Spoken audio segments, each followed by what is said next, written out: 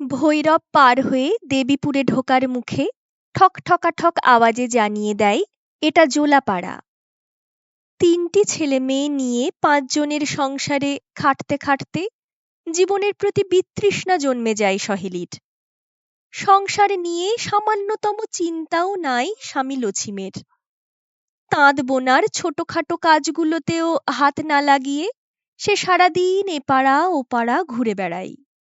গ্রামের এপাড়ার খবর ওপাড়ায় দিয়ে বেড়ানোতেই তার আনন্দ।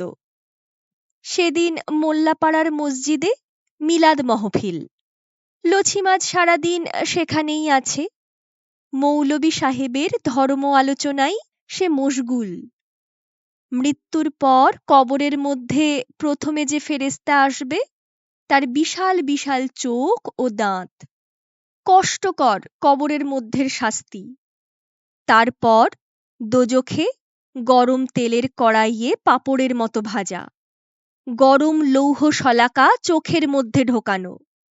এসব কথা শুনতে শুনতে সে ভয়ে আতঙ্কে ছটফট করতে থাকে। এরপর শোনে দোজখের শাস্তির পর যাবে বেহেশতে। সেখানে সে যা চাইবে তাই পাবে।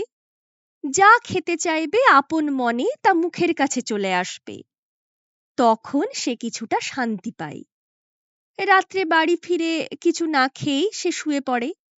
স্বপ্নে দেখে সে মারা গিয়েছে, কিন্তু কেউ তাকে কবরে নিয়ে যাচ্ছে না। মৌলবীদের মুখে শুনেছে কবরে দিতে দেরি হলে কবরের মধ্যে শাস্তি খুবই বেশি হয়।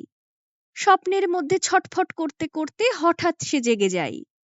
এটা স্বপ্ন বুঝতে না পেরে কাউকে কিছু না জানিয়ে সে হাঁটতে শুরু করে বাগানে, গোরস্থানের দিকে। কোথাও ফাঁকা কবর না পেয়ে এক পগারের ভেতরে সে শুয়ে পড়ে।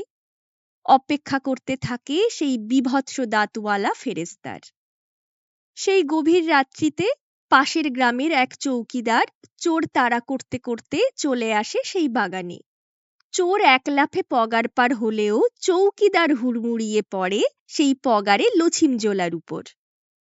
লছিমকেই চোর ভেবে কান ধরে উপরে তোলে। লছিম ভাবে এই সেই ফেরেশতা যে কবরের ভেতরেই শাস্তি দেবে।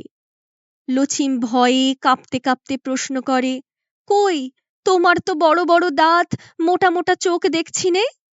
রাগে গড়গড় করতে করতে পেছনে কয়েক ঘা লাঠি মেরে চৌকিদার বলে, চল তোকে সবই ভালোভাবেই দেখাচ্ছি। লছিমকে ধরে নিয়ে এসে হাজতে ঢুকিয়ে দেয়। লছিম ভাবে এবার বোধহয় সে বেহেশতে চলে এসেছে। সে মনে মনে অনেক ভালো খাবার চাইল, কিন্তু কিছুই মুখের কাছে এলো না। এরপর সে চিৎকার করে বলতে লাগলো, আপেল, কলা, আঙ্গুর, কিন্তু তবুও কিছুই এলো না। পরের দিন বিকেলে খিদের জ্বালায় এক পুলিশকে বলল, কই গো তোমাদের বেহেশতে তো কিছুই ব্যবস্থা নাই। কত কি চাইলাম, কিছুই এলো না। পুলিশটা হাসতে হাসতে ভেতরে গিয়ে একখানা পাউরুটি ও 2টি মিষ্টি নিয়ে এসে ওকে দিল এবং পাগল বুঝতে পেরে সন্ধ্যার সময় ওকে ছেড়ে দিল। ছাড়া পেয়ে ও বাড়ির দিকে হাঁটা দিল। নিজের পাড়ায় ঢুকে দেখল সেই মৌলবি একটি বাড়িতে ওয়াজ করছে। কবরের আকার বড় ভয়ঙ্কর। প্রথমে যে ফেরেশতা আসবে তার বড় বড় চোখ। লছিম চিৎকার করে থামিয়ে দিল। সে মৌলবীকে বলল, ভুল কথা, তোমরা কিছুই জানো না। আমি ওখান থেকেই আসছি। ফেরেশতার বড় চোখও নাই, দাঁতও নাই। গরম তেলে ভাজবে না, গরম লোহাও চোখে ঢুকাবে না। শুধু দেবে পেছনে কয়েকটা লাঠির ঘা। আর বেহেশত, ওখানে আঙ্গুর টাঙ্গুর কিচ্ছু নাই। ওখানে পাওয়া যায় শুধু একখানা পাউরুটি আর 2টো মিষ্টি।